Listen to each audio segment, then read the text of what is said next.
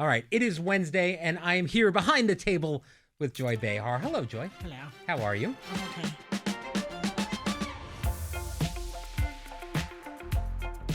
We've had a lot of fun this week talking about. I mean, people got mad at me yesterday because I said I'm enjoying the text chain scandal, and it is incredibly serious. Everybody on the left loves it. Well, it's just so because dumb.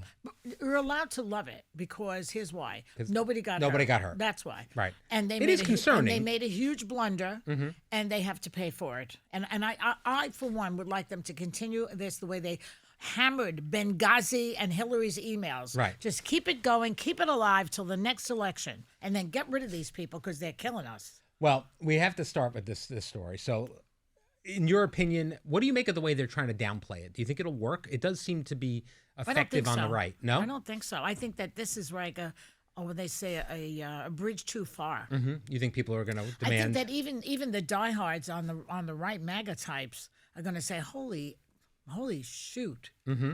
Holy shoot. I mean, how can they just be so careless with information like that? Soldiers could have died. Yeah, no, it's scary. What could have been is really scary. I will say but that. you think it will happen again? I think so, because they're very incompetent. We're talking about a bunch of people don't know what they're doing, like the gang that couldn't shoot straight. Mm-hmm. Come on. I've joked many times that you often text the wrong person or call the wrong person. Yeah. So you can kind of see how this can happen. Sarah was on yesterday, and we were talking about how occasionally there'll be a text chain that has you and a couple of other hosts and then some numbers we've never seen before. Yeah, who are those people? We don't know. You ask them directly. You go, who are you? Who are you? Yeah. And do they answer? So, no, not really. I think that the move is to just delete those things and ignore them. I'm going to delete anything. Yeah. If you don't have your name there, I'm deleting it from now on. I think that's right. I know how to delete now, I'm very proud of you. And then yesterday you were texting me, but it wasn't going to me. So I think there's another Brian out there that's getting messages. You know who that is? That's a guy. What is it? It's a guy who's a manager at a restaurant I go to. And he wrote back. What did I write to you? Something? I can't say what you wrote to me. And the guy wrote back. Oh, all right. Well, there you go. So that guy's getting your thoughts on hot topics and all sorts of things about who's talking too much. It's great. And then I'm sitting here. All right. So that's yesterday I sent to my daughter's father-in-law something. I've never even met the guy, and I sent him something like, is your passport up to date? Because in case we want to take a trip. Yeah, not to him. We're supposed to go to her. It's always deadly. It's always deadly. So you got to be very careful. I'm dangerous on that thing. You are very dangerous. But I'm not. Look, this guy Hegseth. Mm-hmm. He is equivalent to me. Yes. He is a talk show personality. Okay? Right, exactly. I do not recommend that you put me in charge of this meeting. No. Okay, I don't even know what Signal was. Right, I know. I'm on Signal. It's pretty good. Trump doesn't even know what it is. No, I think probably. How long before he says, who's Hegseth? I give it a week. All right, so last thing on this topic. If you're betting, does someone lose their job over this in the end? Oh, yeah. You think so? Oh, yeah. Because he's going to have to save face to some extent. Right. I'm curious because so far he's been supportive of his team. Of course he has to be. Yeah. God forbid that he should admit that they did something wrong and that he might have been guilty of something. You made a good point today that politicians should leave the jokes up to the comedians. Yes. Because as we all both know, they often fall Jasmine flat. Crockett. Jasmine Crockett we were talking about and her comments about Governor Abbott. I mean, do you think it's a kind of a symptom of politicians being more performative than they need to be in general? I saw yesterday Kathy Hochul, the governor of New York, was getting beat up on social media for trying to do a joke about a trend on TikTok and things like Don't this. do it. Don't do it. I recommend that you, unless you have a natural gift, like Obama could do it. Obama, the correspondence dinner. And I'm old enough to remember JFK. And so those two could do it. Mm-hmm. Even Ronald Reagan wasn't bad at that, but he was an actor. Right, exactly. These people, you have no clue how to do comedy. Mm-hmm. And you know what the problem is? That people get addicted to a laugh. Everybody wants to get a laugh. Right. Unfortunately, everybody can't do it. No, they think anybody could do it. Anybody can't, and it's been proven over and over again by these dumb politicians who go out there and just bomb. Mm-hmm. But you've actually said that you think Trump can be funny. Trump is a performer. Yeah. See, these people are not perform. If you are a performer, yeah, I think Trump can be very funny. Mm-hmm. I don't like his humor particularly because I think he's cruel. Right. But he's funny. There's a story that I saw today that I thought would appeal to you quite a bit. It was in the Huffington Post, and it was talking to therapists And it's the things that children bring up the most in therapy. So I thought this would be something you'd be interested in. Isn't that the one about only children? Yes, only children in particular. I read that. And here are some of the things. Many yearn for a sibling-like connection as an adult. Now, you're an only child. I am an only child. Sonny, also an only child. Yeah. Do you feel like you have a yearning for a sibling-like connection? I never needed it because I had such a big Italian family around me. And my aunt Julie was only 12 years older than me, so she was like a sister. Mm-hmm. They were young. When I was growing up, they were in their 20s. You never felt like you were missing something. You never felt like there was No. No, that's great. I never did because of the family I came from. Let's see. Other only children may feel solely responsible for their parents' elder care. Well, that's you jumping 50 years. Yeah. Yeah. I think there's always a designated caretaker, even if you have 5 siblings. Right. There's someone who steps up. So it's lonely. Not only is it lonely if you're this designated caretaker, but then you resent the rest of them. Right. If you're an only child, you don't have that problem. We were talking yesterday again with Sarah about parents having favorites. Yeah. And this is the upside of not being your parent's favorite, that the other kid's got to take care of them. There you go. Not only was I the favorite. Have fun, Allison. Yeah, Sorry. but not only was I the favorite, but I had all these aunts and uncles who only focused on me. Right. Well, that's nice. All right. Many only children put pressure on themselves to be perfect. Did you feel that way? I did have years where I was a perfectionist. You know, I've been a writer my whole life. Even when I was in high school, I wrote articles for the magazine, et cetera. And then I wrote my own material as a stand-up, and then I wrote a one-woman show. And now I'm writing plays. And I never had the confidence that I could actually do, which I'm doing as well as I'm doing right now. Yeah. So I did because it was never good enough. So that's what a perfectionist does to herself. It's funny. My youngest daughter and my wife, to a certain extent, have that perfectionist thing. The girls. My oldest daughter's more like me. She, she kind of tries hard, but she'll go with it, and it's a little looser about it. But my youngest one will beat herself up if a drawing she made didn't come out exactly the right way, if she got terrible. a 98 on a test. I mean, there is a motivation. I mean, there is kind of a positive side to that. I mean, being tough, it makes you achieve, don't you think? No, I don't think so. See, for me, I wish I had a little bit more of that. What, more of being a perfectionist? Yeah. I mean, with this show, God help me. But yeah. It's really a pathological thing. It's not a good thing to be a perfection. It's a good thing to be confident of your work. It's different to say, oh, if the I's are not dotted, I'm going to throw it away. Right. No perfectionist could run The View. That's for sure. There's no way to do it. You're paying the price. Of course. I know. For my past lives. All right. Another thing from an only child, they may put pressure on themselves to be perfectly said. And this one is may be very independent in relationships. Do you know that you can give yourself acupuncture with the wrong earrings? I do not know that. All right. What's the question again? Some only children may be very independent in relationships. I think you're pretty independent. Yes, that's very true. Yeah. You learn to self-soothe, as they say. Yeah. I've never learned that.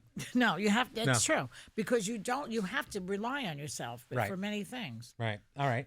And finally, only children may feel misunderstood or judged for being an only child. Did you ever feel like that? Well, yeah, they think we're all very pejorative? spoiled. I'm not from that group. No. No, I'm not. Do you think I'm spoiled? No. What do you think? Tell me. No, I think I see similarities with you and Sonny, both being only children. Yeah. And you know that we always have that conversation about imposter syndrome. Yeah. And neither you nor Sonny really seem to feel that ever. And all the other people at the table do. That what? When they wait till they find out what the truth about me? Yes. Yeah. You feel very comfortable in your skins in a way that I don't know. You know why? Because I've always been myself from the very beginning. Right. I never. That's why. Sonny too. That is why I preferred stand-up comedy to acting. Because in acting, even acting, you have to get rid of yourself and go into the role. Right. As a comedian, I was always myself on stage. I was never different. Mm-hmm. I think that... Again, I don't think it's a bad thing. You want to know something? And not to toot my own horn here, Sure. but that's why I'm on television so many years, because people know it's the real deal. Well, only children and firstborns tend to be very high-performing, I think, statistically. So I think that's probably right. Yeah. All right, let's go back. I want to talk about this David Blaine segment we did last week. Oh, God. Because... you were such an idiot. You drank a thing that had ashes in it. Yeah, that was... What is the matter with you? You told me to do it. What did you think? It was Ash Wednesday? You told me to do it, and you offered me $100, which you've now conveniently forgotten that you did. And, you want? I don't have my bag. No, with me. I got a tape right here, so I want you just to watch this for a second. Here. I'll pay for that. Well, how much? $100. I'll give you $100 if you drink it. Really? And then you drank it, and you were sick all afternoon. I was sick all afternoon. Yeah, I was sick all afternoon and a little bit into the next day. It was You not. know, you'll do anything to be on television. Granted. That's been proven now. That's even now. That's probably the 5th or 6th most embarrassing thing I've done on television. Well, if you know, believe it. David Blaine needs to give you the $100. Well, he technically gave me my original 100 back, and I wonder if that's what he meant. Oh, so it's the same 100. Yeah, but for But you, you know what I told you? I'll take you out to dinner. Okay, but just so dinner. It was brunch before on the text chain. We're going to dinner. After the show. Oh, okay. Yeah. Can we go to steakhouse or something? We can go to Porterhouse. All right, that's $100, no problem. All right, this worked out pretty well. All right, so yeah, no, it was a mistake. Drinking it was a mistake, but it was a good television moment. And I'm a producer, and you got to step up in those moments. But I mean, really, it was so reckless of you to do that. Yeah. You could have poisoned yourself. I could have poisoned myself. There was actual ash in the water. Yeah, I saw one thing on Reddit talking about what the hell possessed me and saying it's because he's a man and they can't stop doing disgusting big things for attention. It was very... Who said that? A woman? Yeah, I'm sure. I read it all. It was your wife. It might have been my wife. It was Heather, yeah. My wife, despite me sending her the clip, didn't deign to watch it for like 3 days. And when she eventually watched it, she said, "What's wrong with you?" And that was pretty much it. Well, I say the same thing. Yes. Well, thank you. All right. I want to ask you this question because we were doing the audience Q&A and we had a bunch of students on. Oh, during the break. During the break, we were talking to students that were in the audience, journalism students. Right. And you were talking to them about taking the subway and taking the bus and things like that. Right. And you brought up a story of something that happened to you on the bus, another one of your confrontations with the public. And I want to hear about this. Oh, well, they were these Southern women. They had a Southern accent, and they were like, they recognized me. First of all, you're getting on the public bus. This is, you're a man of the people. I have a Metro card and everything. Oh, wow. Listen, it's raining. You can't get a cab. You're stuck midtown. You got to get home, right? You got to get on the bus. So these women, I overheard them say, "I know her. She's on that show. I don't like her. She don't like Trump." And, you know, it's like, why? And I was in earshot, so they knew I could hear it. Yeah. You know, and I didn't confront them, though. I didn't say, shut the up. I did to be fair with you, earshot's pretty close. Yeah, I was right there, you know. Another time years ago, so I was standing minding my own business. Leave Sarah Palin alone, they're yelling at me. I mean, it's like people just feel in New York, I guess, they can just say whatever they damn please. Right. Does it bother you generally, or you just shake it off? Or, I don't care. It can't be great to be trapped on a bus then with these people. I don't enjoy being trapped on a bus with these people. No, I don't. Yeah. All right. You know? What about with fans? Do you like being... I think I did say to them, listen, get out of my town. Oh, I think really? I did say that. Now that I remembered, it's coming back to me now. It's like, go back to your town. You I'm know, surprised I haven't read about this. Don't come to my town and trash me. Right. Go to your town. Go ahead and do it. I'm not coming to South Carolina. Don't worry about it. I love South Carolina. I do too. I love Charleston. Yeah, sure. It's gorgeous. I should have picked some other state. I got married in Hilton Head. All right. So yesterday on the show, we had Bill Murray. Comedic legend, and I loved the conversation you had about some of your favorite Bill Murray movies. Yeah. And well, he's in two of my favorite comedies. That's pretty good. You said they were two of your top 5 of all time. Yeah. Tootsie and What About Bob? Tootsie's I was not surprised by. What About Bob? I was surprised by. Oh, it's great comedy. Yeah. Dreyfus is hilarious too. Supposedly he and Dreyfus did not get along on that movie too. Yeah, I was wondering if you'd say anything about it. All right. So while we're talking about your favorite comedy movies, I wanted to get the rest of your top 5. Oh. I mean. Well, Some Like It Hot. Jack Lemmon and Tony Curtis are beyond hilarious. Yeah, no. All right, that's 3. The other one is What About Bob is a psychological thing. You got me now because I have to think of what they are now. We can reveal one every week. Next time when you're here on Wednesday, it'll be a countdown. People will tune in. Right, They call that a tease. And also, there might be more than 5. I just said 5. I dragged that out of my brassiere. But you know, you're a tough laugh, and for you to say like this, no, I'm not. I laugh very easily. I don't think you do. I think you're not with media. I think like with a television show or a movie, for you to watch it and come out of it and say that was funny is a big deal. Well, not everything is funny. I know. That's why I want to hear the other 2. I bet a Mel Brooks movie's in there somewhere. Oh, Mel Brooks. Yeah. Well, The Producers is a very funny movie. Yeah. And made a great musical. It did. That was terrific. Yeah. There's someone's asking me movies with Russ Tamlin. Any of them funny? Oh, Seven Brides for Seven Brothers. Is that funny? No, that's a musical. I don't think so. Yeah, no, I don't they're think so. dancing around. Right. I loved him when I was a kid, though. He was great. Yeah, no, for sure. All right. This reminds me also, talking about movies and your plays and all these things. This reminds me of when Robert De Niro was on last week, and yeah. he did a dramatic reading from one of your monologues. Yes, he did. This must have been absolutely thrilling for you. Oh, my God. You had no idea it was going to happen until that morning. My producers are over the moon over this. They can send me a thank you. To have Robert De Niro reading from my work. Yeah. Well, you know, I'm writing another play that I think he'd be perfect for. Oh, there we go. It's about a Jewish bookie. I think he'd be great. And he would be so good in that. Oh, he also does great comedy. He does. No, he does the those Meet the Parents movies. Yeah, are he's very hysterical. funny. He's Analyze this. It's very. Yeah, he's hilarious. Yeah, he's great. No, Yeah. I think that was good. So that must have been pretty cool. Literally one of the greatest actors of all time. Oh, of course, because he hates Trump, though, they had to go after him. He's not a good actor. Oh, really? Oh, really? And they're trashing this Jeffrey Goldberg also, that he's he's not a good writer. He writes for The Atlantic. He's brilliant. He was the sanest one on that thread, by the way. He's the only one who protected the thread. Meanwhile, Russia could have been listening in on that too. Please. All right, I'm gonna segue by talking about the only thing you're more passionate about than politics, and that is your play. Right. And my the play. fact is that just when you thought you were out, Yeah, they pulled me back in. they pulled you back in. I have to go. I'm doing it April 11th, 12th, and 13th. So you're back on stage, not just Four shows. Yes. And also, we'll probably be doing it in the summer out east in all Long right. Island So somewhere. you thought you were done, but they needed you, and you're back. Yeah. Yeah. How does that People- feel? You enjoy doing it, right? I do. I just the 8 shows a week. I went to see Audra McDonald. She Oh, my did goodness, Gypsy.